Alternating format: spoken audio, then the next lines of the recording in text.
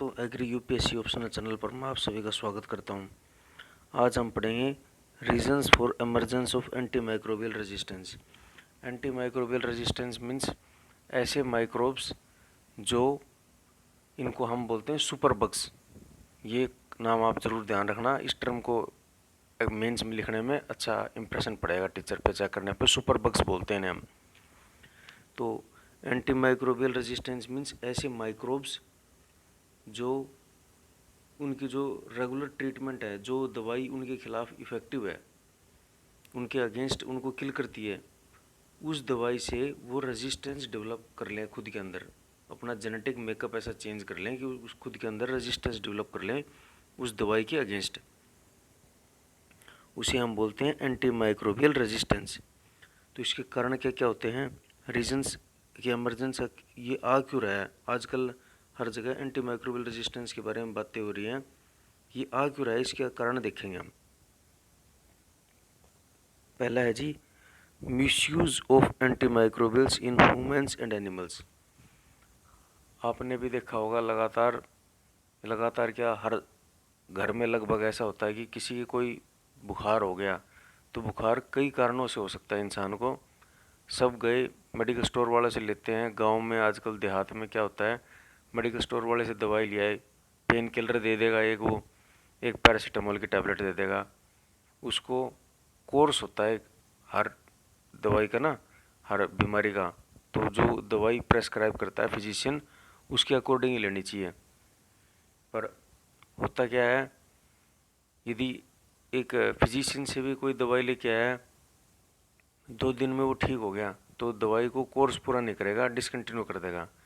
तो जो भी माइक्रोब्स थे, माइक्रोब्स में क्या क्या हो सकते हैं, बैक्टीरिया हो सकता है, वायरस होता है, फंजाई हो सकता है। तो जो भी होंगे, तो उस दवाई से कुछ तो सुप्रेस हो गए उनकी पॉपुलेशन, पर कुछ पॉपुलेशन उनकी रह जाएगी।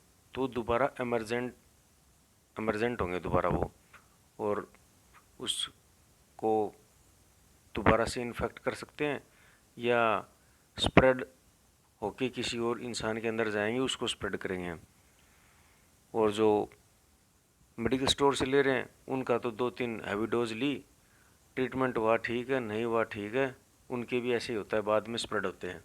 इसी तरह पशुओं में भी बहुत ज़्यादा मिसयूज़ होता है बिना फिजिशियन के। और ये फिजिशियन भी जो डोज देता है उसको या तो कम डोज लेते हैं या उसकी ओवरडोज ले लेते हैं।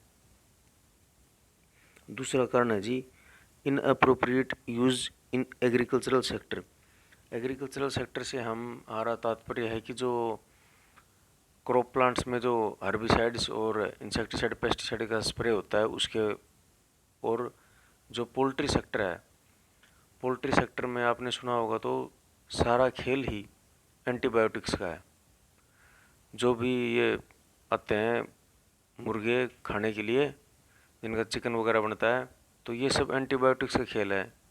इंजेक्शन लगा लगा के एंटीबायोटिक्स की दवाइयाँ दे दे के उनको जल्दी बड़ा कर देते हैं। 2 महीने में वो या 1.5 महीने में ही पक के तैयार हो जाता है। तो इसमें इनअप्रोप्रिएट यूज़ है, पोल्ट्री में ज़्यादा यूज़ हो रहा है उसका। तो उसके अंदर जो हमने जो एंटीबायोटिक्स दिए उसको इंसान खाएगा, उससे फिर इंसान के अंदर भी वो एंटीमाइक्रोबियल रेजिस्टेंस डेवलप हो जाएगी। इंसान के अंदर जो माइक्रोब्स होंगे उनके अंदर एंटीमाइक्रोबियल रेजिस्टेंस डेवलप हो जाएगी जी। तीसरा, ineffective infection control and prevention. किसी का कोई इन्फेक्शन हो गया तो उसका कंट्रोल भी नहीं करते हैं हम अच्छे से, ना ही उसका हम प्रिवेंशन करते हैं। जैसे ही आपने अभी देखा होगा कोविड के टाइम पे, कोविड-19 जो डिजीज़ आई थी, उसमें SARS-CoV-2 जो वायरस था, तो उसका इन्फेक्शन हो गया, फिर उसका अच्छे से कंट्रोल नहीं किया। जो भी कोविड पेशेंट हैं, सरकार की हिदायतें थी कि भाई बाहर मत निकलो। जिसकी भी कोरोना डिजीज़ हो रही थी, वो सब सरेआम बाहर घूमने लग रहे थे और लोगों की इन्फेक्शन फैलाने लग रहे थे। फिर प्रिवेंशन भी नहीं है, हमारे पास इतना लेबोरेटरी का सेटअप नहीं है कि हर इंसान की टेस्ट कर सके उनको। फिर एक वीक सर्विलेंस मेथड, सर्विलेंस नहीं है।